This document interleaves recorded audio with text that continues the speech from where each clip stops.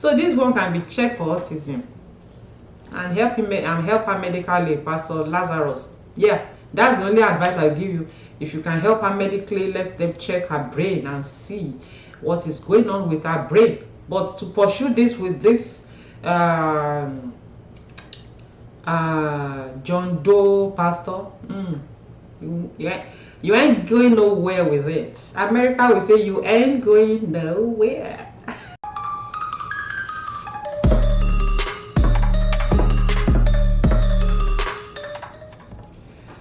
Hello everybody, how are we doing, people? Happy weekend. Today is Saturday, 30 November 2025. Yeah, how are we doing, people? Oh, today's 30, that's true. This, not everybody will like this video, yes, but my channel is for people that can think very deeply. I'm not sentimental when it comes to stating the fact. I want to discuss this interview. This is Apostle Femi Lazarus. I want to discuss this his interview with Jane Doe. So I'll be very practical. I'll be very open. I'll just play a clip, some clips rather, of this interview. You can go to Apostle Femi Lazarus page to go and watch the whole interview if you've not watched it. And if you have watched it and you felt sentimental about what you heard, I want to open your mind to some things. And if you are on the fence, you are sitting on the fence concerning what you heard, I also still want to open your mind. So this lady, let me play the first clip. Actually, this video I'm at this specifically for Apostle Femi Lazarus. Apostle, I came across, if you see this video, I came across you about 6 months ago. I've seen some clips of a kind of motivational talks by you on Instagram, short clips. And I was like, oh wow, this is good. And then I began to follow you on YouTube. And I've listened to some of your sermons. And I made up my mind that, okay, I will contact this man at a later date. So I put that in a cooler, because the Lord is cooking some delicacy, and by the time it is done, I will contact you. So let me just put that aside, just to let you know that I've been following you, and that's why we need to address this. If it is some other pastors in Nigeria that granted this interview, I won't talk about it, but I like you. So by and large, Apostle, I want you to be very vigilant.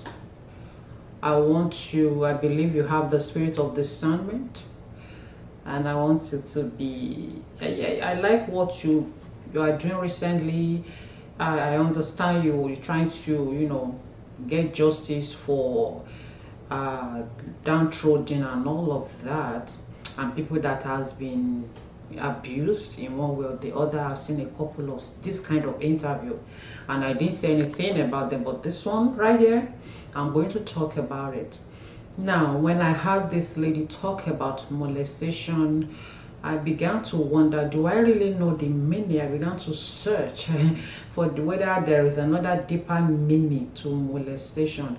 Let me allow you to watch the first clip I will show you, and then I will come back, to talk more about it. Work. I slept with men. To be able to feed? Yes, to be able to feed. To be able to feed. I slept with men. Any man that comes, he likes me. I don't even bother asking him future, vision, no. All I'm after is what he's going to give me to be able to put a food on my table. Yes, and for my younger ones then. Because you had to start taking responsibility of myself at an early stage, yeah.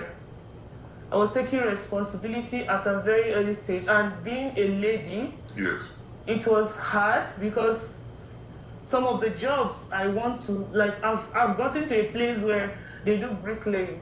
And I asked them, I want to learn, I want to do. And they said no, because of the community structure and they're not allowing ladies to do that kind of job.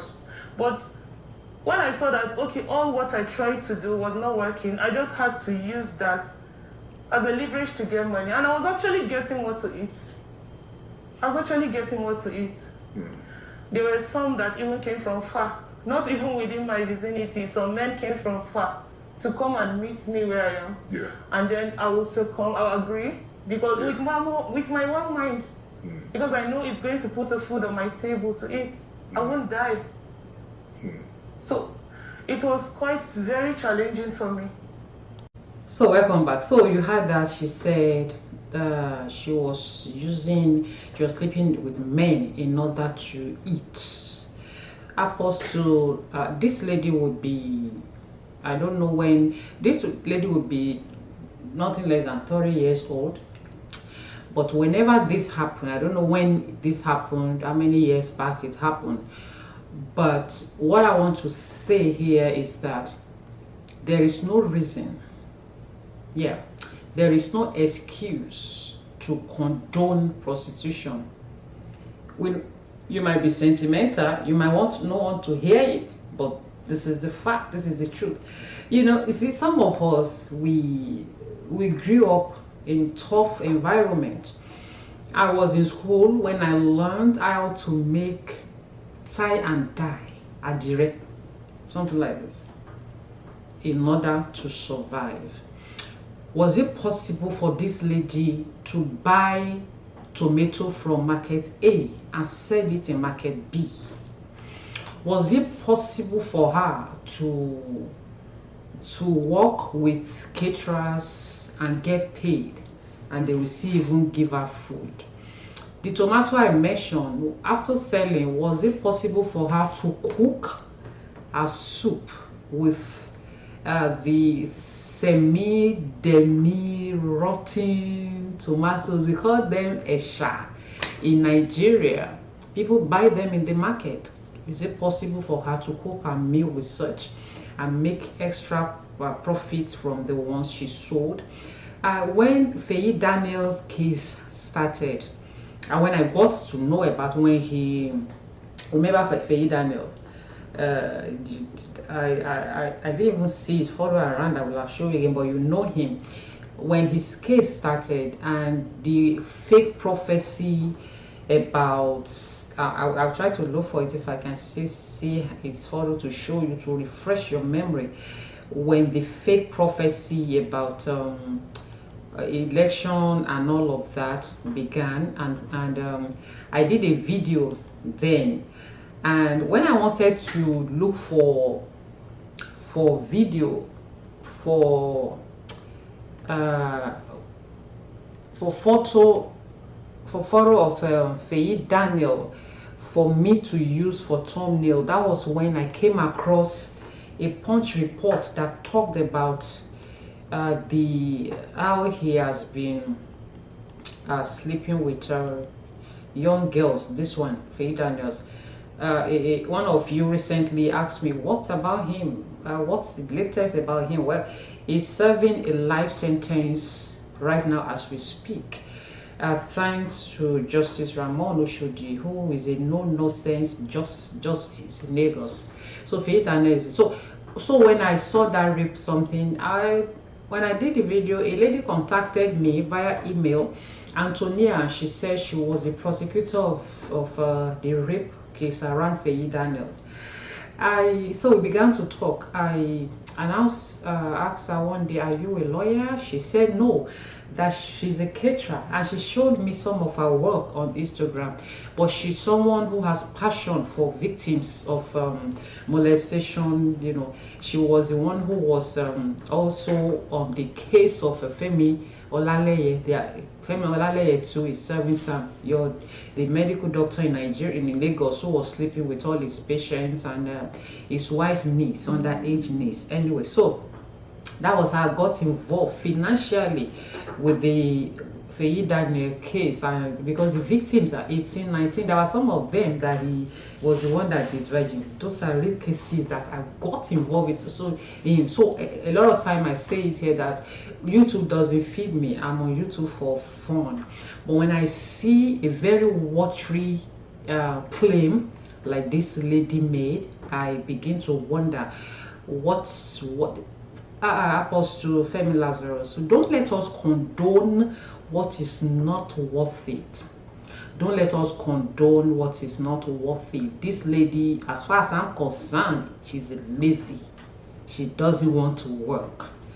The Bible says, he who doesn't work should not eat. There is no easy way out of life.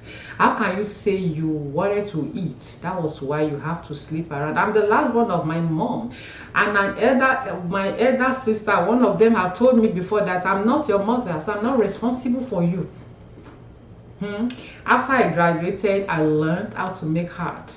Yes, the church hat. Those are part of the side hustles I did. She said she wanted to go and do bricklaying. That was a lie. You left. Please, you can watch all the. I'm not even going to put the link to that interview here. Look for it on Apostle Femi Lazarus page. She said she wanted to go and learn bricklayer. What? That was a lie from the pit of hell. You didn't see hairdressing. You didn't see how to plait hair to do. You didn't see how to, like I said, buy tomatoes, sell here and there.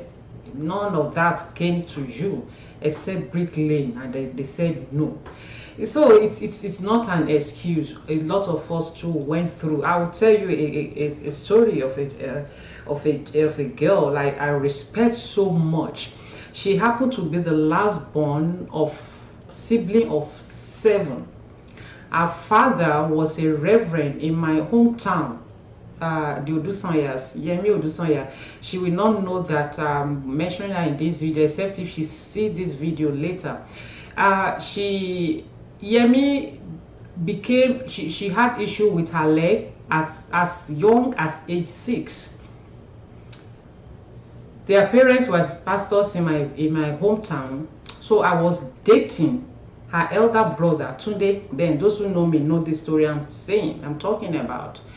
And so after service on Sunday, Tunde would tell me that they are going to Ife. What's going on when we began to date? What happened? What's going on in Ife? He would say our last baby is in the hospital. They did surgeries. I don't know how many surgeries they was done on these girls up. And for almost a year, Yemi had her leg hung up in the orthopedic ward of OAU, Ife teaching hospital. And so they will go visit her. Yemi left hospital. She finished her primary school on crutches. She finished her secondary school on crutches. She finished NCE on crutches. She finished her degree on crutches. She got married on crutches. I call her Yemimi. I respect her more than even our elder brother I dated. I respect her more than any of her siblings. Because she has every excuse to say, okay, while she was in the hospital, her mate had gone ahead of her in school. She's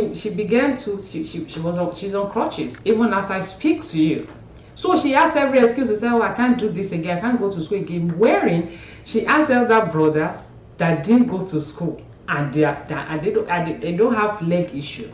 So what is the problem of this girl? You are able-bodied. This lady, why can't you walk? You can't learn anything except bricklaying. And Apostle Lazarus our story is making him to trip. Now, let me show you another clip, and then I'll come back again and punch the holes in that one. Entered the office, he gave me water to drink, but I noticed something. The water, he didn't give me to open it. He opened it and put it in a cup. So I was like, sir, you wouldn't have even done that. He said, no, it's fine, you're my visitor. So I took it and I drank. All of a sudden, I started feeling dizzy. I started feeling dizzy. I felt like I was sleepy, but I wasn't sleepy when I was coming. So what happened? I started feeling sleepy, my eyes were closing, but I was just trying to... Is this the pastor or someone else? No, the pastor. The pastor. Yes, sir. The pastor. So I was feeling dizzy, and he now said he's coming, just a minute. Then he stepped out. Before he came back, I had already laid down on the decks. I was very sleepy. Now I laid down on the decks, I was sleepy, and all of a sudden he came in. He was like, "You're tired already?" And I was like, "No." So I just pretended and I sat again. Then he sat down, he was like, "Okay." He wants to tell me something outside what we were supposed to discuss. I said, "Okay." So he started telling me, "Do you know you're a beautiful lady? You have a very good heart. You have a very good body structure. Every man will want to come close. I wish I knew you before now." And oh, he said, do you know, I know I'm married. I know I'm married, but then, like, do you mind if you can be more closer to me, like, be a friend? And I told him, "Sir, you're my father in the church. I can't be a friend because that would be more." You know, so yeah, don't worry, just feel free.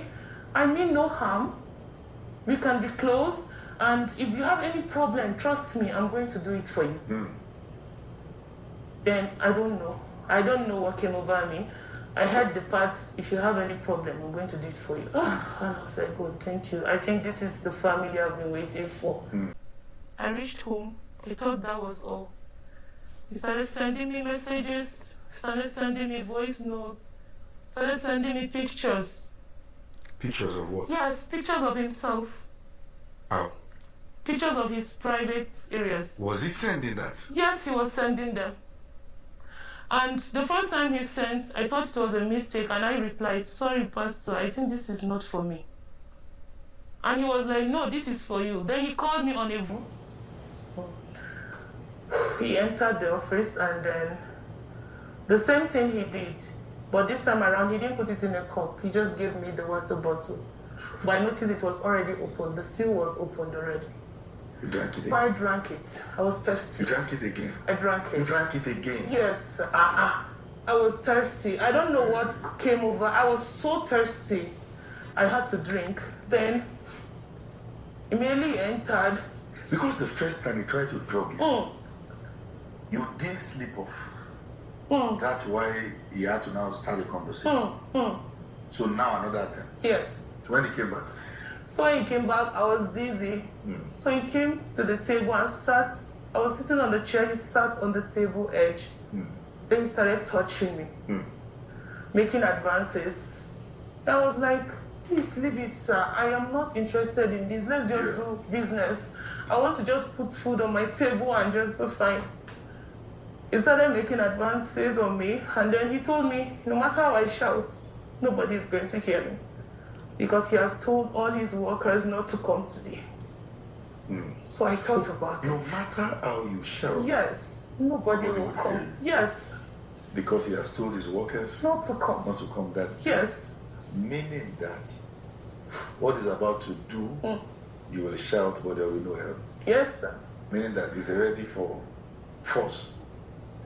Yes, sir. So I was there. He was stronger than me. I was vulnerable.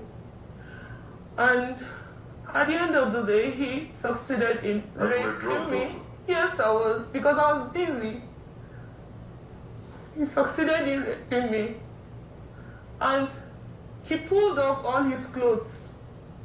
I didn't. So, you heard that she met this person who says she is a pastor. He gave you something to drink. He gave you water to drink. You felt dizzy. First time. Then by the second day, he began to send you his bola on the phone. And your common sense, which is not common, did not tell you to block him. Common sense is not common. And then you went, and then he asked you, you replied him, "Pastor, I don't think this is for me." He said it's for you. And then you went there again, and he gave you water again, but you are thirsty, very thirsty. You can hear Apostle Lazarus himself was like, you drank it again. He said 3 times, you drank it again, you drank it again. That's foolishness. Let me tell you, Apostle Lazarus, I like you, like I said. That's I'm going to tell you to be cautious with this person.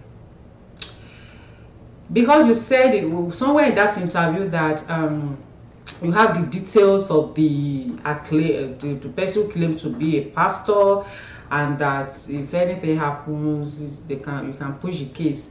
If you push this case to the court, you will lose it gallantly.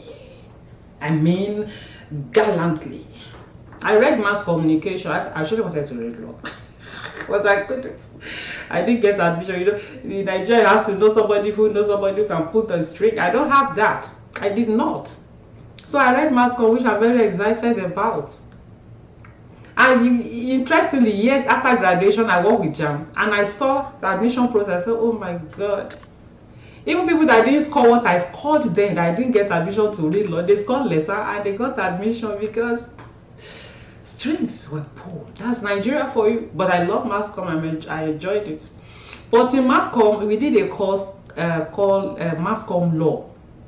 Because they recognized that you can be a judicial correspondent and you have to go to court. So we did court practicals, and we sit down in court. But I sit down in court, and we see how lawyers will cross-examine defender. What do they call them now? You know, the victim with the defender. They cross-examine. You'll be like, oh my God.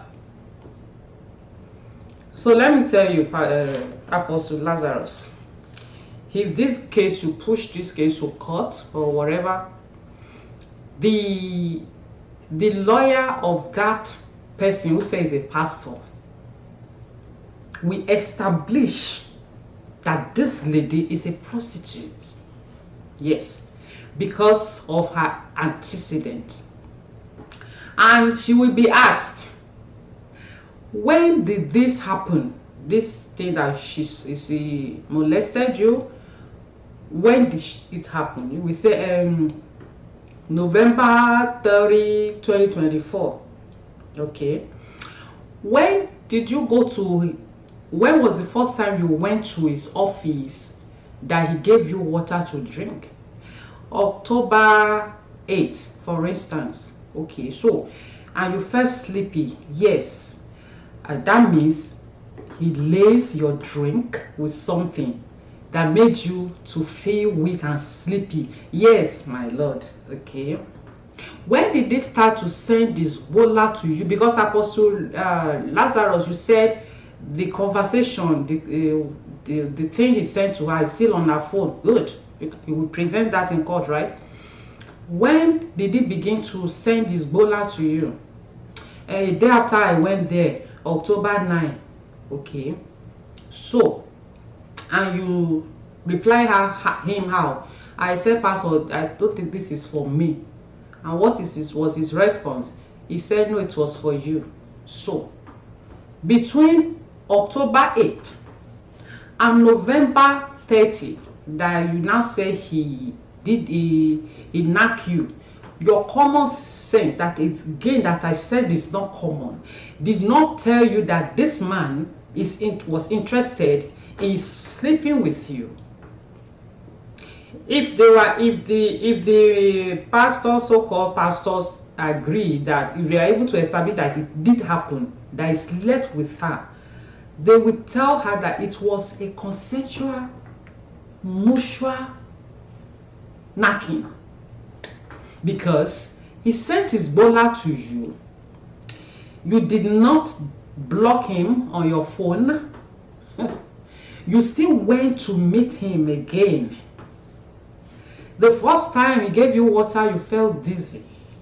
Are you supposed to take anything from him again, even with a long spoon? No. You collected water from him again and drank. You are not a small child. And they were established that, yeah, because you were a prostitute, And this man was just trying to help you to get out of that life. And then you have turned him to your victim, to your next catch. Yes.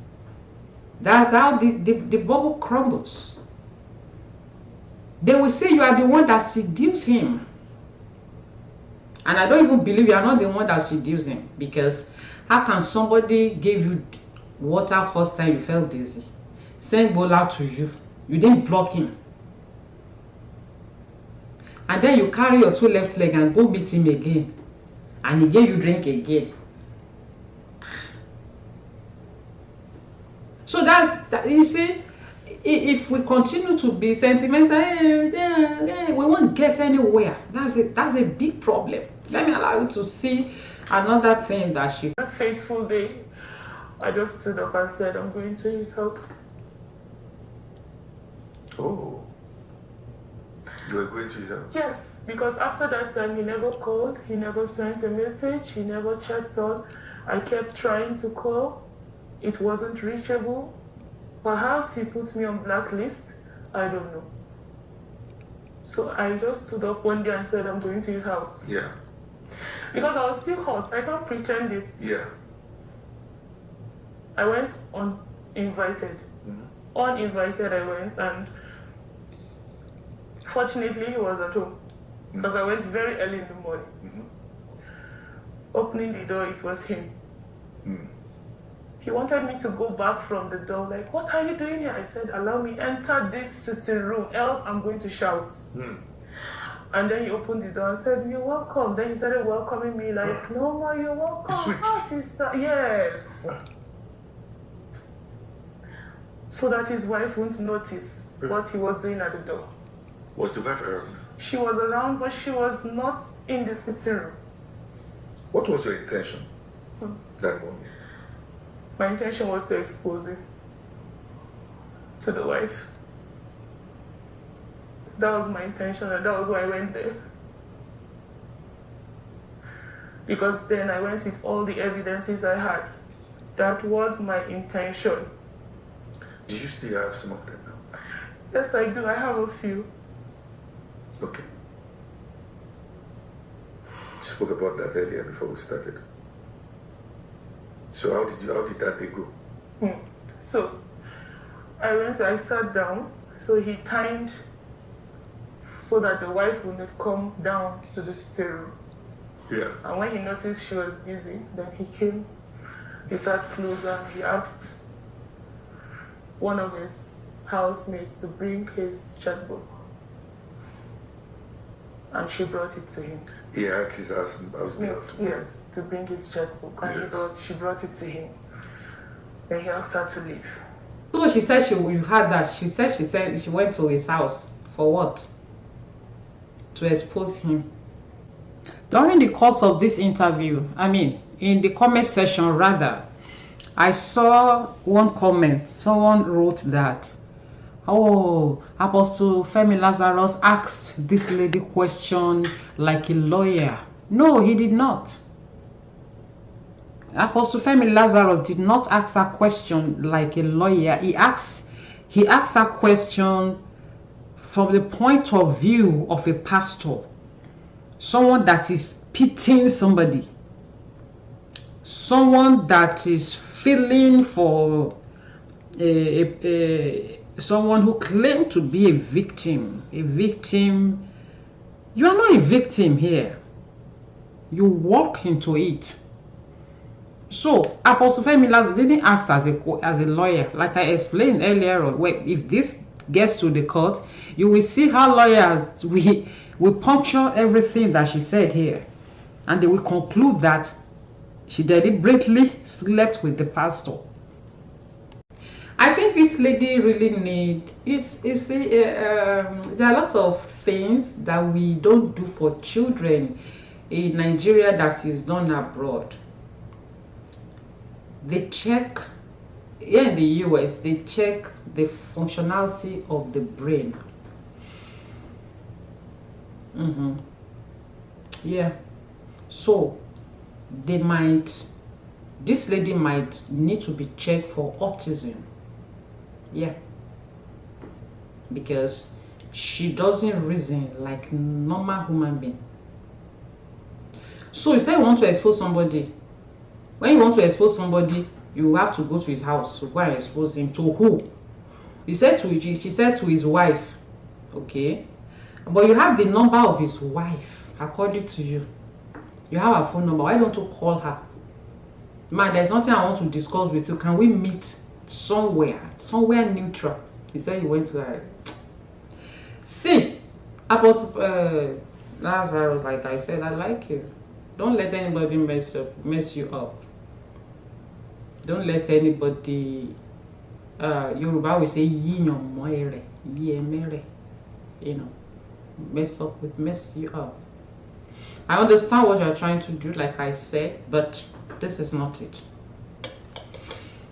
This is not it. It's not worth, this is not worth your time. You're a very busy man. Like I don't know you one-on-one, but at least I see you on. Don't let this one. If you push this case, gallantly. This is what American will call BS. Bullshit. Doesn't make any sense. She's not 14. She's not 15. She's not 12. Adult. People.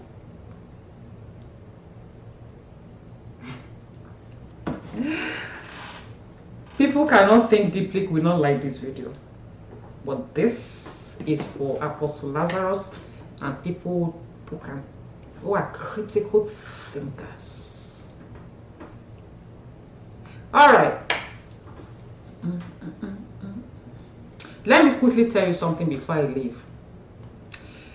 On my days with the Guardian, I covered my boss said I should cover a 70th birthday of his lecturer when he was in school.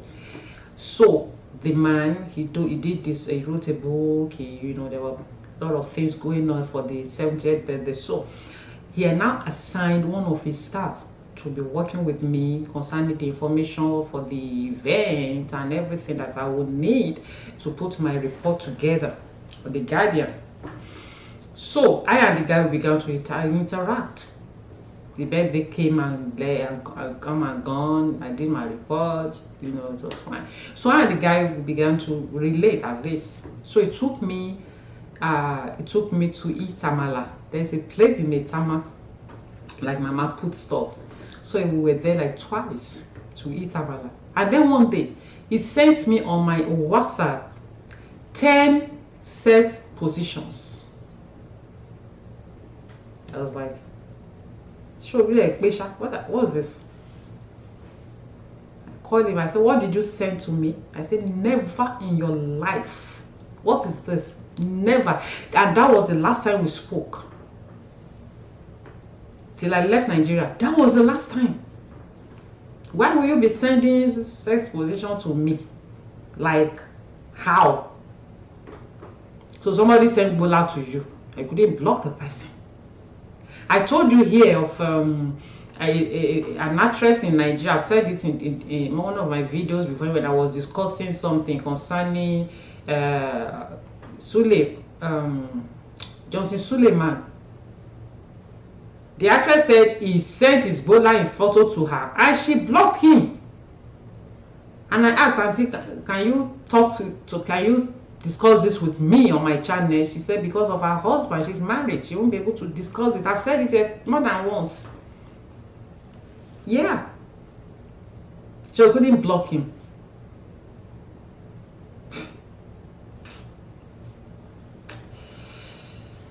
If care is not taken, the court will even tell this girl, this lady, this pastor can even sue her for defamation. Yes. Did we see what happened between Halima and Suleiman again?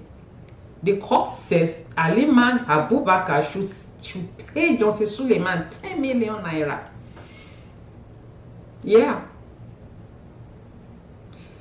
After Halima told her story that she even tattooed Suleiman's name on her body. Papa.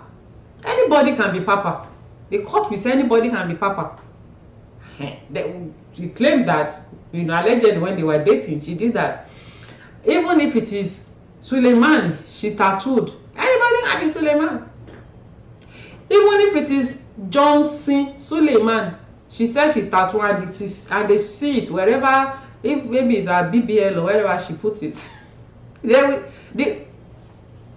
Johnson Suleiman's lawyer will say that, well, he's not the only Johnson Suleiman in town. Yeah. That is how the thing, I mean, we end.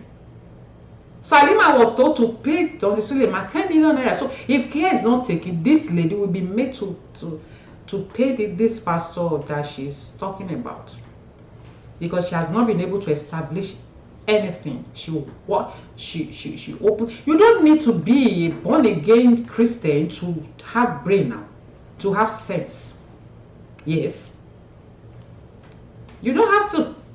Being born again has nothing. So don't tell me, don't come on my comment section and say, because she doesn't know God, she doesn't know Bible, she's not born again. No, it doesn't have to do with being born again.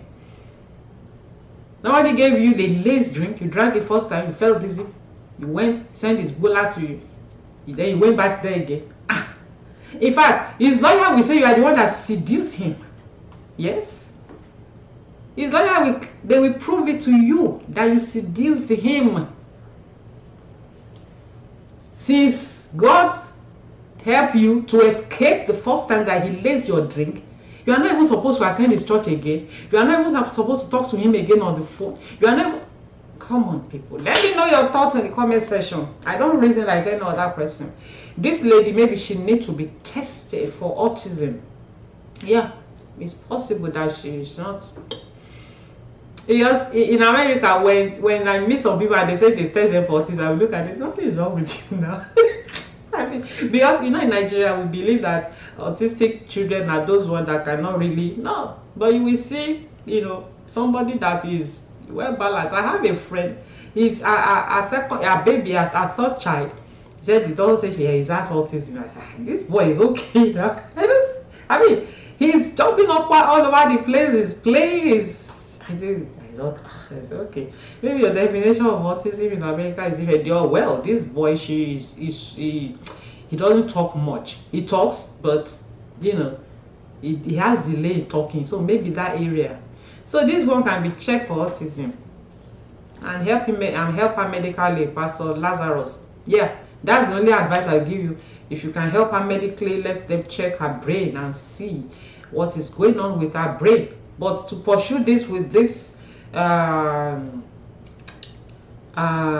Doe pastor, you ain't going nowhere with it. America will say you ain't going nowhere.